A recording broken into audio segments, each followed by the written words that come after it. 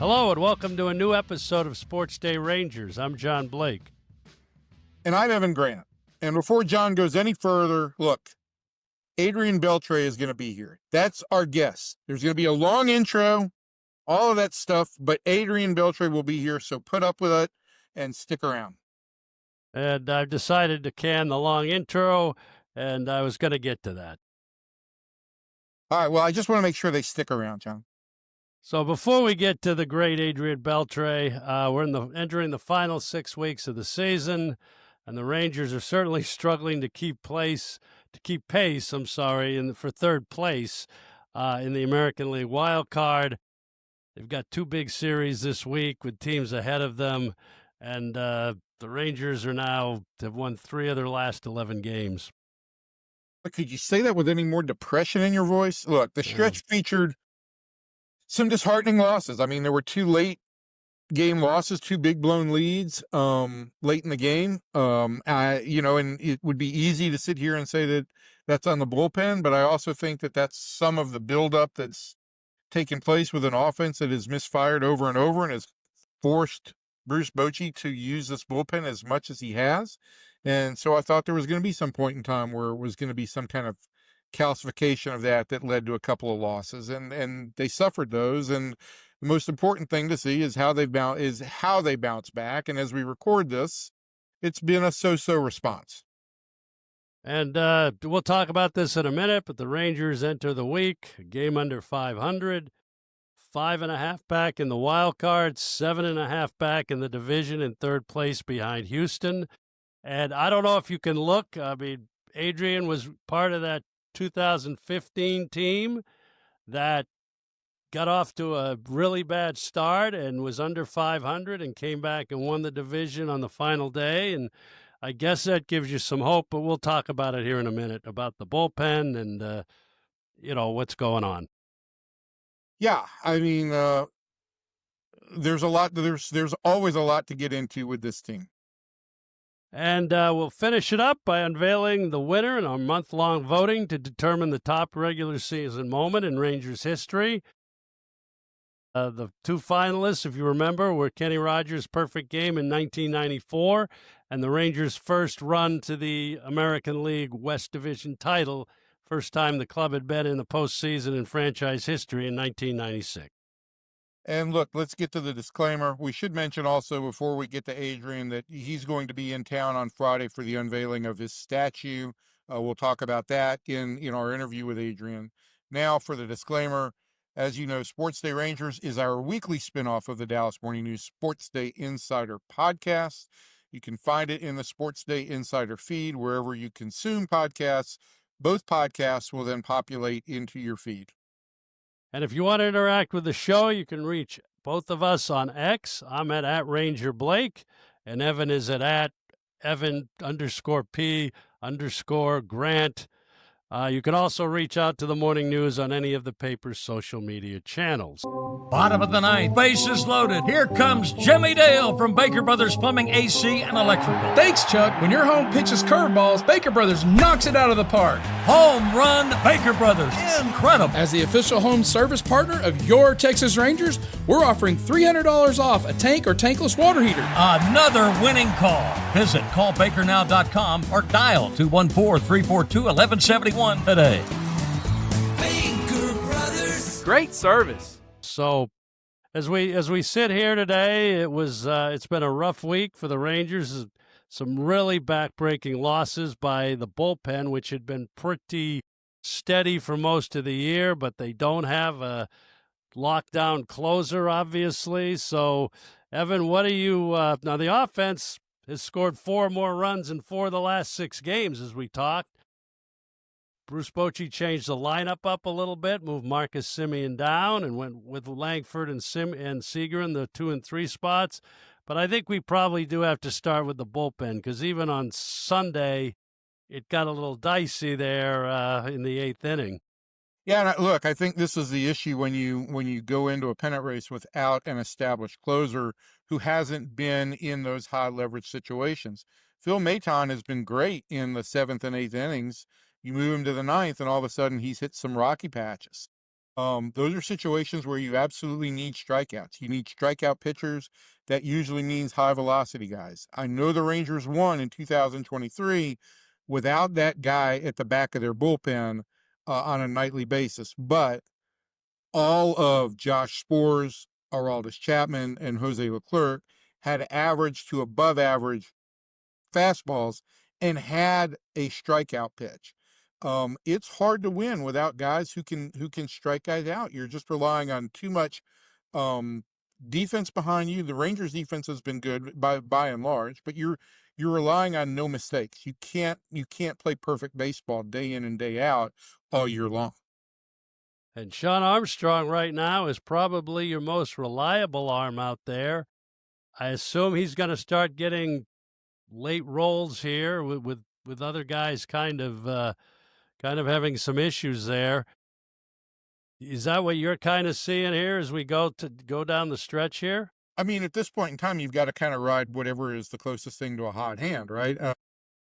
With no Garcia, and you've got to take Garcia out of leverage positions, which he's done. You've probably got to back off Maton a little bit here now. And if you move Armstrong into the ninth inning and are holding him for the ninth inning, now all of a sudden, how do you fill that hole in the middle? They had started to give Cole Winn some more high leverage opportunities.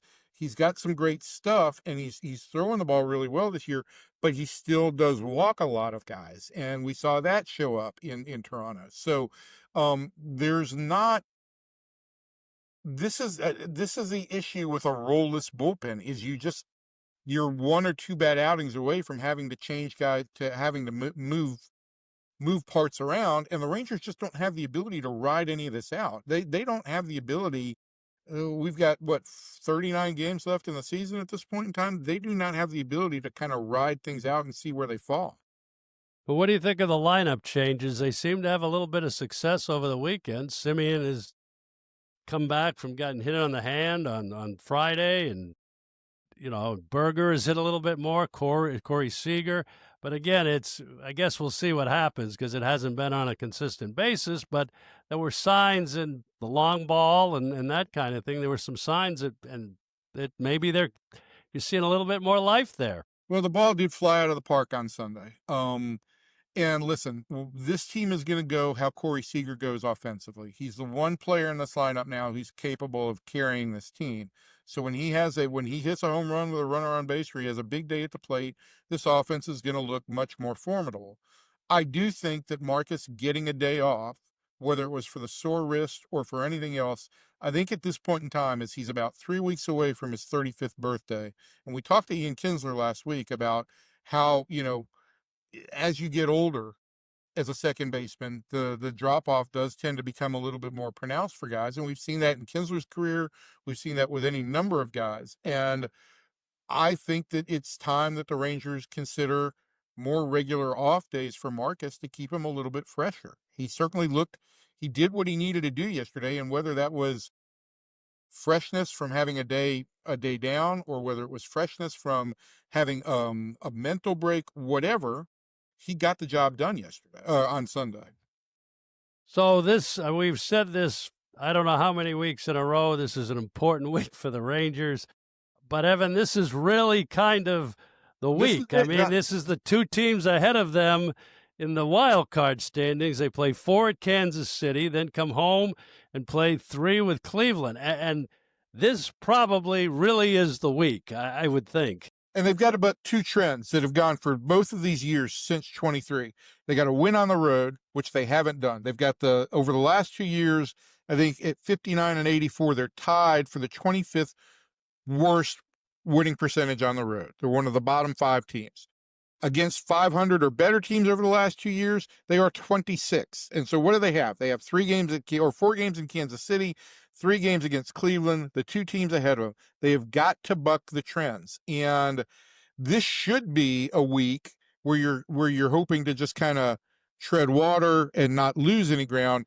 I think the Rangers have got to go over the course of the week. They've got to win 5 out of 7. They've got to win both of these series. So they've got to win 3 out of 4 against Kansas City and 2 out of 3 against Cleveland, just to inch up. That I think would catch them probably with Cleveland and put them back in the position that they were at 3 weeks ago, but that's 3 weeks of wasted time to basically get back to where you once were. Well, speaking of the Cleveland series, this coming Friday is a big day out here at Globe Life Field at 2:30 on Friday afternoon. We'll have the dedication and the unveiling of the Adrián Beltré statue. It's open to the public. We're going to open the game day credit card lots. The Rangers will open them at 2:00, so you can come out early and park. And we do encourage fans to come out. This is kind of a red letter day for the franchise.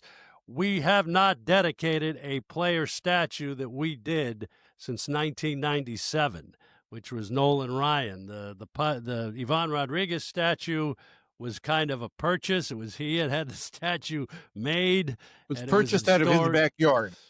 And so that's what we did with that one. And the Benji Molina Neftali Feliz statue was done by the city. So this is really the first Rangers player statue that's been in here in number of years. So And that'll go out on the plaza between the stadium and Texas Live? No, it's going to go on the Northeast Plaza. There is a by the Northeast entrance. That's the plaza we created with the Hall of Fame plaques out there. There are some plaques. That's where the going to the series statue is with Molina and Feliz. And there's a really good spot there where, and we're going to position it so he's kind of looking towards the old ballpark where he raked. I mean, you look at his career numbers in that old ballpark. They were amazing. So we'll get to Adrián here in a minute. Be sure to stick around after the interview with Adrián Beltré to find out which moment you crowned as the greatest regular season moment in Rangers history. If this is your first time joining, where have you been? You missed all the excitement of the votes and the prizes. We had set up a bracket of the franchise's top regular season moments, 16 of them, held a fan vote to determine the top spot. We'll talk to Adrián Beltré coming up next.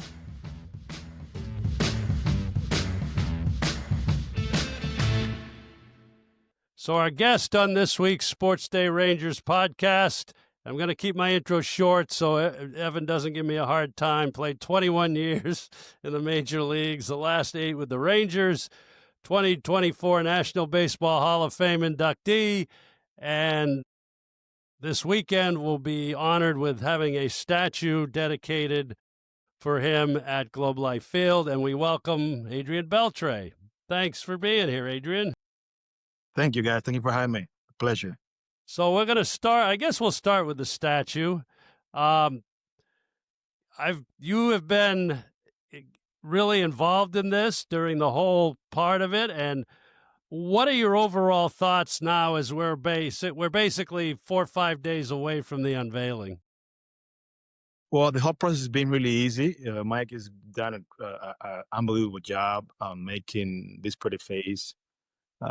Put in a nice clay. I was able to see the clay part of it. Obviously, the last is already going to be kind of secret, but everything, the process has been good. All the details that he asked for, the measurement, it came out on point. So far it's been great. So I can't wait to see it. You know, I haven't seen any renditions of this, so I have no idea what the pose could possibly be, but there's only 3 choices in my mind that it could possibly be. You ready? I'm ready. I'm waiting for you to tell me. 1, obviously, you swinging from one knee. 1. 2, you dragging the batting circle somewhere else. And 3, which actually might be my favorite, would be you barehanding a ball, charging the ball on your way to first base. Not bad. But I think I would admit that number 2 choice would be really difficult to do on a statue. But you know what? We'll find out on Friday which one it is. Yeah, I think you've got inside information. I don't know if I'm allowed to say. So I think we're all gonna wait Friday. So when the process started, and you were great, Mike Tabor, who is the artist, is from Granbury, and Mike kind of dropped everything he was doing to do this. And again, people think this is an easy process. You just do a clay statue and boom, it's done. But Mike had to have the statue done by the end of December so it could go to the foundry, the fabricator, and be done in time in 7 months, which I had no clue how this works. But when you came in, in mid-December, it was pretty much done. And Mike's whole thing was getting the head and the face right, and you and your family had a lot of input on that. Yeah, correct. I mean, yeah, like you say, I think, Blake, that people don't understand how many details goes into this. Even myself, I had no idea. When we got in contact with Mike, which he was grateful to do a lot through Zoom, I'll have to $5 to all the details for Fort Worth.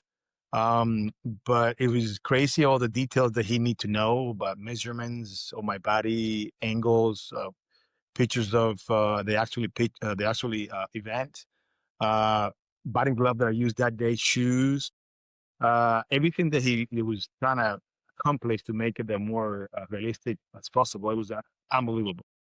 And I even know I didn't have a high expectation. I know how difficult that could be to make actually a picture, make it exactly how the person looks. But once I saw the clay part of it, when we flew out to Texas to see it, it was unbelievable the way he was able to kind of maneuver all the little details. It made it look actually like it is my face, including all the gold teeth and eyes and everything. It was amazing the way he was able to do that. Obviously, he's a pro doing that, but in that period of time that he did it, it was something that I hadn't expected to see. But so far it's been really good, and I can't wait to see him. What did you? I don't think that you would ever like tell the sculptor what to do, but like, what was your input? Like, what were the things that you were involved in? I was more involved in the sense of measurement that he needed. And obviously, I wanted to look as close to my face as possible. I've seen different statues that don't really look like that person. And obviously, John Blake, no, I got my family involved in it, especially my kids. My kids are really, they like to critique me a lot. I was able to show them and see the details of my face, especially, and they really agreed to it. And they agree that means it's very good looking face, because they like to make fun of me, and they like to make sure that whatever they're doing a great job. So my whole family was really pleased with it, and if they're pleased with it, I'm more than pleased. Adrian, when you think about everything that's happened to you in your baseball career, the idea that there's and nothing tops the Hall of Fame, but when you think about a statue of yourself being out in front of a ballpark for generations to see, like, how does that hit you? What does somebody think about when they're like having themselves turned into a statue? That's a great question, Evan. I think that a kid coming from the Dominican Republic for humble beginnings and just being happy to play baseball, and baseball became your passion, and then you get to actually play professionally, and then they'll make that your career, and then be able to play in the best baseball in the world, best competition, and be able to be consistent for years, and somehow I don't know how to have made it to the Hall of Fame, but and then having a statue made of you, it's just I can't fathom anyway. Anyway, that I was talking to my family a couple of days ago about that. It's mind-boggling, and I don't know if I'm worthy of it, but I'm really appreciative of the organization for allowing me to do that, because I never expected that. I didn't even thought about that ever in my career or my life, and being able to see that every time I go to the ballpark and see my ugly face and and outside the stadium, that would be something that would be really fulfilling for what I did in my life. Will people be able to touch the head of the statue? No, not allowed. Gonna be a sign outside, and not that picture is going to be like circulating nonstop. People posing with their hand on the head of the Adrián Beltré statue. Yeah, I'm expecting that already, so I know that's coming. So look, I wanted to ask you about Cooperstown this year, because I got such a great close-up view last year from your private visit all the way through the induction. I know how gracious and humbled you felt about everything. And I know you were nervous too. And you gave a great speech. But this year you go back as an actual Hall of Famer. What was it like? What was this weekend like this year, especially with somebody that you played with for several years and Ichiro going in? So you had a teammate going in too. So I'm curious, like, how this year differed for you from last year. It was way different, Evan. Last year was a lot of excitement, not knowing what to expect, being happy my family's gonna be there with me. A lot of friends were coming over, so we had all that in mind about make sure that people are comfortable, make sure they get a ticket, make sure they get to enjoy it. Moment, that is the highest honor you can get in baseball, and I was so happy to be there. But at the same time, I was worried. I was nervous. I was not comfortable about the speech, getting on to speak in public, which is that kind of whole little bit more of me enjoying the whole process. But I was happy that everything went fine, and after the speech was over, they didn't screwed up too bad, so I was able to actually suck it all in and enjoy more with the family. That was great. Um, this year was more relaxed. It was not about me. It was about other great players, and like you said, the guy that I play with, my ex-teammate, that deserved to be there. And I was just more laying back and actually supporting a little bit because we had a conversation the day before about his speech, and he was nervous, just like you expected. As our second language, English, and getting up and speak in public that way, uh, it is not easy. Even if it's in your own language, it's not easy to speak in public. But I was able to kind of tell him what I went through the year before and how once you get up there, you see the fans and you see all the crowd and kind of that easy things out because you just kind of just speak from the heart. And he understood that, and I was able to kind of give him a little bit of a more reasoned guy that got inducted, give him a little more perspective of how it could be. And I'm telling you what, man, Ishii killed it. Sure did.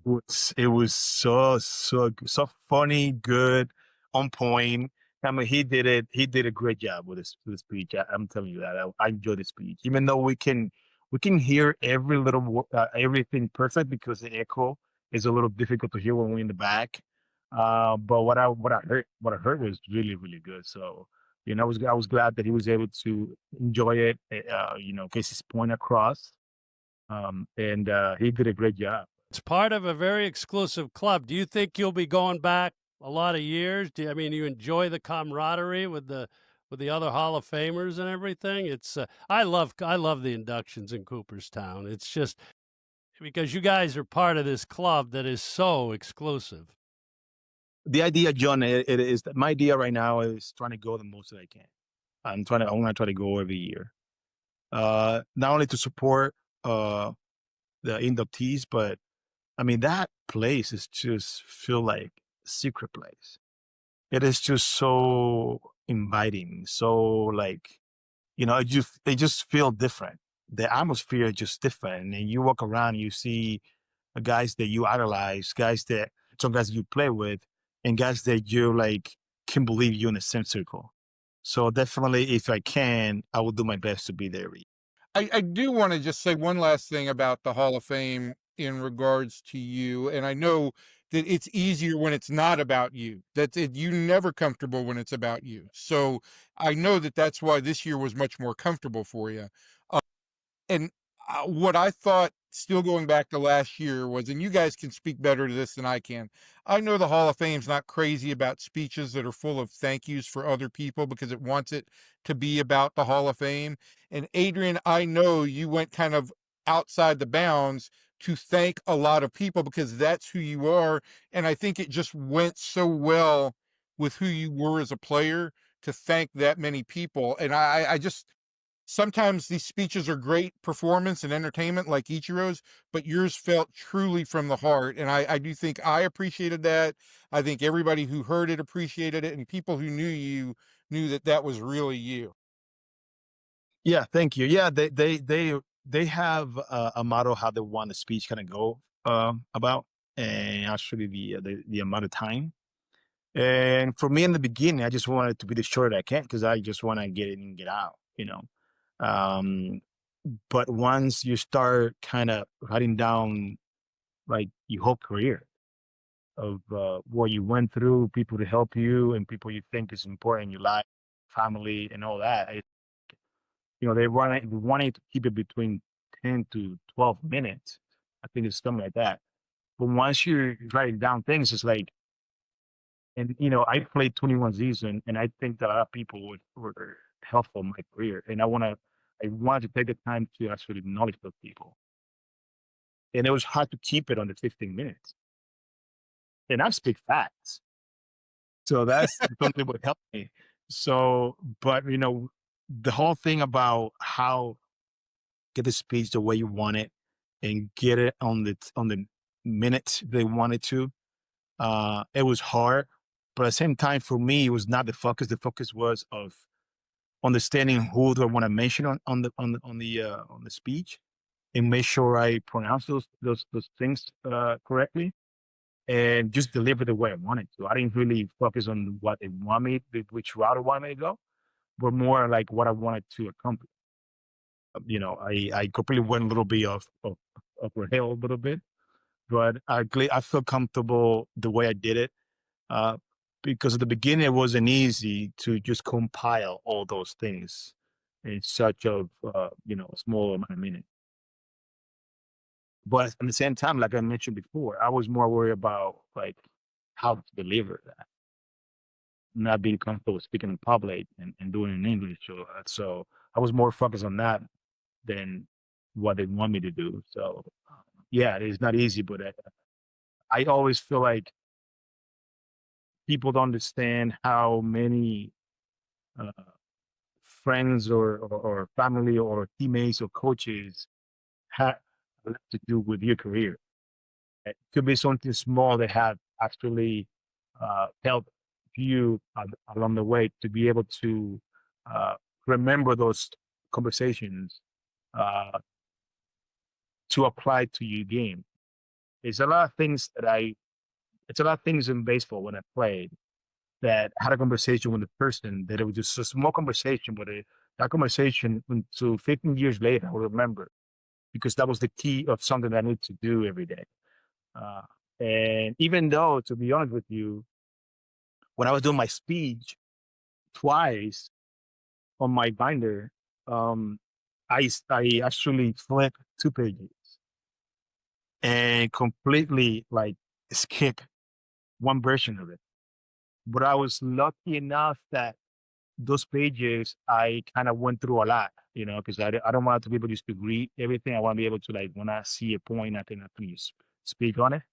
And luckily, I knew most of it, so I just spoke without reading it. But in one of those pages, it was two person that I actually forgot about to mention. That was one of my first infield coach in the U.S. when I came to the United States. His name was Chico Fernandez. And when I was mentioning all the names, just escaped my mind at the moment. And the other person was Luchi Guerra, which is it's kind of like a public relation type for Latin players. When I came to the state, it was like my second mother here in the U.S. And she actually was there with me. I invited her to come over and I hung out with her. But at that moment on the speech, when that page went over, I completely forgot her name because I was not hearing it. But things that people would never know. But I feel super bad that I was not able to say her name on that stage where I felt like I needed to acknowledge her because she meant a lot to me. But we will put her name out there now today with the podcast, so you'll be good. Yeah, Yeah, thank you. That will help. exactly. Yeah. Well, we'll let you go here in a little bit, but I think we'd be remiss we want to talk a little bit about 2015. It's amazing. It was 10 years ago. Coming on, you were part of a transition from those guys in 11 and 12, and the disappointment in 12, the disappointment in 13 when we didn't quite when we lost the tiebreaker. And then 2014, the team was decimated by injuries. And the first half of 2015, there was a new manager in Jeff Bannister. Things were not going well, but the last 60 games, that team just put it into gear and won the division on the last day of the season. What were your kind of memories? And also Prince Fielder had a huge year. But what were kind of your recollection of that season? Well, I remember that, going back when I first signed with the Rangers, one of the reasons when I signed and I felt comfortable signing because I had a conversation with John Daniels and said, hey, yes, I have different offers, probably better offers coming in Texas. The reason I will come to you guys is because you guys you have a great team. You guys just came off of the World Series.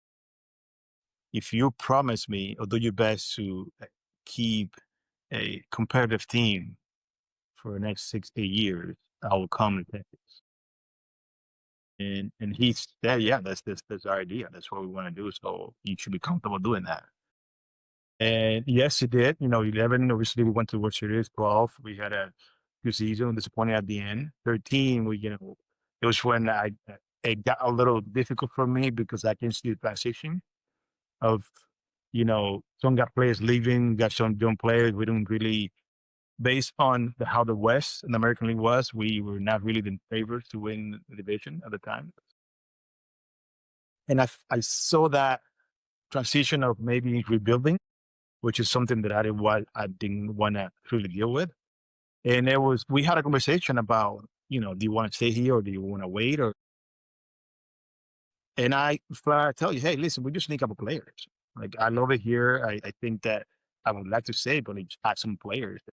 He tried to do that. I think he did his best to try to, even though they were not big free agent signing, but I just add players that could help our ball club do better and maybe sneak into the playoffs. And he tried to do that. Obviously, we didn't end up doing that in 13 and 14. But 15 was a difficult year at the beginning. We didn't play well. I started slow. I remember the team wasn't doing well, and then we got that transition when it happened when Bannister came in. But then we just, I talked to the guys and said, listen, like, we're not out of this. You just play. So I just feel like, even though a lot of times team has a great team on paper, it doesn't matter. You have to play the game. And I knew that some of those players they have the potential to be able to carry a team. So, I think we all got hot. Prince got really hot. And, I was able to help too. And so somehow out of nowhere, we end up, chasing that West, and we end up winning. And that was a great year for us because we finished strong, but obviously not enough to accomplish what we wanted to. But the 15 was a fun year to begin with. It was a fun year, and I definitely have a nice memory of that year. Was there a point that year where you did say to that team, look, guys, we can do this. We're in this. Because you had at that point in time, you would become the unquestioned leader of the team. And I do think that team galvanized in the second half and really kind of took off. Was there a point where you felt it important to say something? Yeah, and I did actually because, there was a lot of guys. We got a couple injuries early that season, and some guys came back and they started playing better. And I can see us catching up a little. And I remember one of the team has a big injury, might have been Houston. And I thought, like, we have a shot here. We're playing well. Everybody's kind of getting healthy. So let's go for it. I remember we had a hat streak and winning, I think it was like 12 out of 15 games. And then we kind of slack off again. And that's when I remember we had a little meeting about the fact that we would enrich, doing it. And the guys just, by the end, I was able to give them hope, understanding that a lot of those guys were young. And some of those guys were never been in the playoff before. And I have to kind of explain to them how difficult it is to get there. And we have a chance, just go for it. And it was a great season because those guys we just came together. And they understood what we were playing for. and it's easier too when you don't have that, well, especially for the young guy, the pressure that you have to do it. So you kind of just go in from the outside, coming in, okay, let's spoil this, the favorites. And that's how we did it. We played well. We played great defense. The offense was better. The pitching, the bullpen got better. So I think we just all together came close and came together and get the job done. I wish it had ended better for you guys in 15, but we got a lot more to talk about. We'll have you on again another point in time. Will you come on with Evan again, Adrian, or is the statue it? You'll have to think about it. I'll come on with you, John Blake. I don't know about Evan. I don't want to see the face out of thing. The thing was once a year is enough. Well, I will come on if once a year. For sure. I will come on if you guys need me to. So just let me know.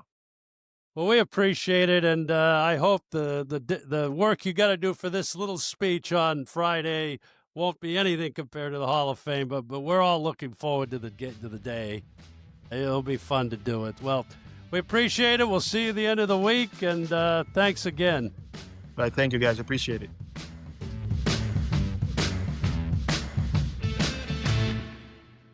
And after weeks of voting, the big reveal is finally here. You voted to determine the top regular season moment in Texas Rangers history, and we started with 16 moments 3 weeks ago, and this past week the final vote was held. And again, reminding you, the final matchup was actually the 1 and 2 seeds in this poll, which to me was amazing. The number 1 seed, Kenny Rogers' perfect game in July of 1994, versus the number 2 seed, which was the Rangers' first ever playoff appearance, Western Division Championship in 1996. Yeah, probably the greatest singular moment in franchise history for a player in terms of an accomplishment versus the first real moment of success in the franchise's history. So those 16 moments were selected by the editors at the Dallas Morning News, including our good friend Nate Sanchez, and seeded 1 through 16. And now, the envelope, please, John. The number 1 moment. The winner. The winner by basically a 2-1 margin was the 1996 Rangers, who won their first American League West Division championship. And I think it's a great choice. I'll be honest with everybody. I'm a little surprised that it goes back that long with all the great moments that have all the individual moments and the clinches that have come since then. But if you were around in 1996 and Evan didn't show up until the next year, he was still covering those Florida Marlins in 1996.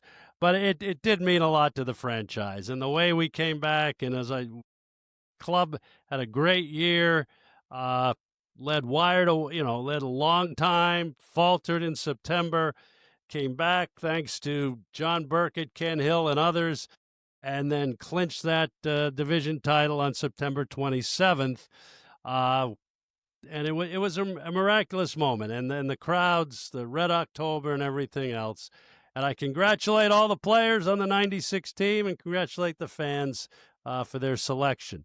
And there will be prizes. The grand prize, which the Morning News, I think, will select a fan here shortly, will be a behind-the-scenes tour at Globe Life Field with tickets to a game, and you'll get to actually probably meet Evan Grant if you're actually here, if we do it one of the nights that he's working. One of the few nights that I work.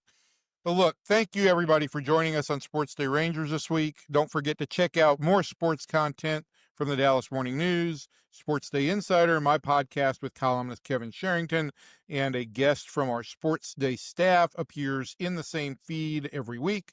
So you essentially get 2 podcasts for the price of none.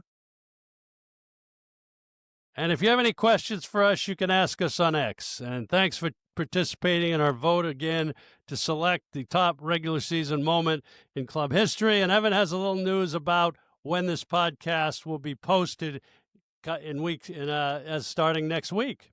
Yeah, thanks for running right over into the announcement, John. Listen, thank you to Adrián Beltré for joining us this week. It's always a great treat to talk with Adrian. And the quick programming note is now that the fan vote has concluded, we will move SportsDay Rangers into this feed on Fridays. The plan is to drop Sports Day Insider early in the week and Sports Day Rangers late in the week, so that you won't have two podcasts dropping at the same time, so we can time them out a little bit better. Hopefully that will work for everybody. And John, it's always a pleasure saying goodbye to you. And it will be a great way for all of our fans to kick off every weekend to listening to Sports Day Rangers. And Evan and They I can will do happy hour at bars and blare it over the speaker. Yeah, maybe even I'll show up. I'm not that busy. Evan and I will talk to you all again next week. Thank you.